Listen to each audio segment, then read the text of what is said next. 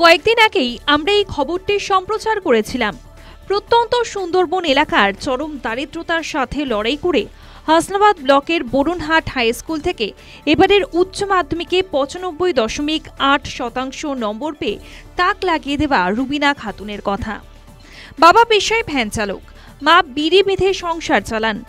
আটচালার এই বেড়ার ঘরে থেকেই ছোট্ট মেয়েটি উচ্চশিক্ষার স্বপ্ন দেখে, কিন্তু আর্থিক অনটন তার উচ্চশিক্ষার পথে বড় বাধা। এই খবর আমরা নিউজ টাইম বাংলাতে সম্প্রচার করেছিলাম। আর এই খবরের জেরেই নড়ে বসল প্রশাসন।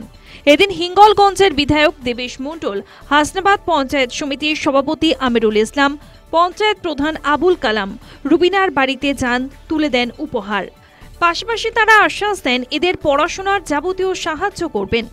এদিন এখানকার আরেক কৃতি ছাত্র রাইহান গাজীকেও পাশে থাকার আশ্বাস দেন। এভাবে পাশে প্রশাসন থাকলে আগামী দিনে সব স্বপ্ন সফল হবে রুবিনার।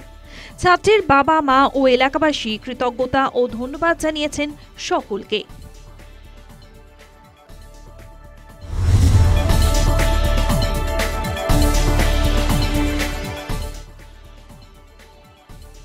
এটা নাকি একটা ঘর, আর এই ঘরেই বাবাকে নিয়ে ভাই বোনের সংসার। এখানে দাদা সুব্রত রাজ বর্মন সসম্মানে উচ্চ মাধ্যমিক পাশ করে এগিয়ে চলেছে উচ্চশিক্ষার পথে। আর বোন সুপ্রিয়া বর্মন ধলপল হাই স্কুলের নবম শ্রেণীর ছাত্রী। আগে ভিক্ষা করে সংসার চালাতেন বাবা বেনু বর্মন। এখন সাইকেলে করে গ্রামে গ্রামে মাছ বিক্রি করা। এভাবেই কোনো রকমে আধপেটা খেয়ে চলছে পড়াশোনা। নেই শৌচালয়ের ব্যবস্থা, পানীয় জলের ব্যবস্থা। মোমবাতি কেনার টাকা জোগাড় না হলে সেই দিন বন্ধ থাকে পড়াশোনা। তুফানগঞ্জের ভাটিবাড়ি রাজ্য সড়কের ধারে এই এক চিলতে জমিতে মাছের বাক্স কেটে বাঁশের বেড়া দিয়ে তৈরি এই ঘরের চাল বলতে ত্রিপল। এভাবেই হার না মেনে এগিয়ে চলেছে ভবিষ্যৎরা, টিকে আছে জীবন সংগ্রামে। মাঝে মধ্যে সহযোগিতা করেন পড়শিরা।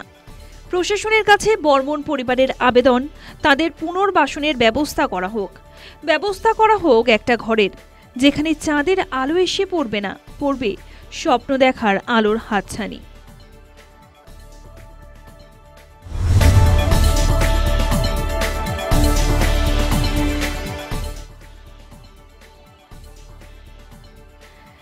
দেখতে দেখতে কেটে গেল প্রায় 250 বছর, আর এখনো মহা আড়ম্বরের সঙ্গে নিষ্ঠার সঙ্গে পুজো করা হয় দুই হাতের এই রক্ষাকালীর।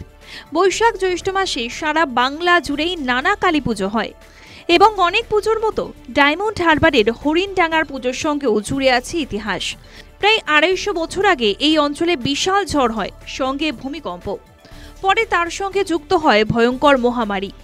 এইসব থেকে বাঁচতে গ্রামের বাসিন্দারা মিলে এই পুজো শুরু করেন। সারা বছর প্রতি শনিবার নির্দিষ্ট মন্দিরে পুজো করা হলেও বুদ্ধ পূর্ণিমার একদিন আগে খোলা মাঠে বেদিতে এই বার্ষিক পুজো করা হয়।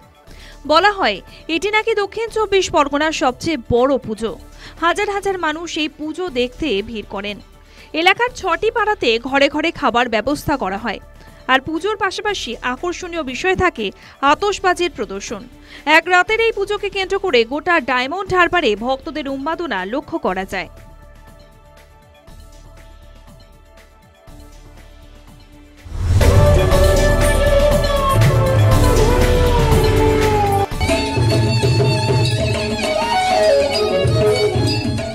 মোবাইল রিপোর্টারদের কারণে এই বাংলার নানা জায়গায় নাট্যোৎসব ও নৃত্যোৎসবের কথা জানতে পারছি।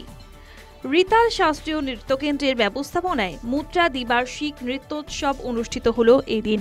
কৃষ্ণনগরের পৌরসভা গৃহে দ্বিজেন্দ্র মঞ্চে বেশ কিছু গুণীজন এবং প্রতিভাবান নৃত্যশিল্পীকে সম্মান জানানো হয়। এই উৎসবে যেমন কত্থক, কুচিপুড়ি, ভারতনাট্যম, ওডিসির শাস্ত্রীয় নৃত্য প্রদর্শন করা হয়, তেমনি লোকনৃত্য ঝুমুর পরিবেশন করেন রিতাল শাস্ত্রীয় নৃত্য কেন্দ্রের ছাত্রছাত্রীরা। সব শেষে পরিবেশিত হয় নৃত্যনাট্য চিত্রাঙ্গদা। উপস্থিত দর্শকরা উপভোগ করেন নৃত্যের এই জমজমাট অনুষ্ঠানটি। এই কেন্দ্রের পরিচালক আজিম শেখ সকলকে ধন্যবাদ জানান।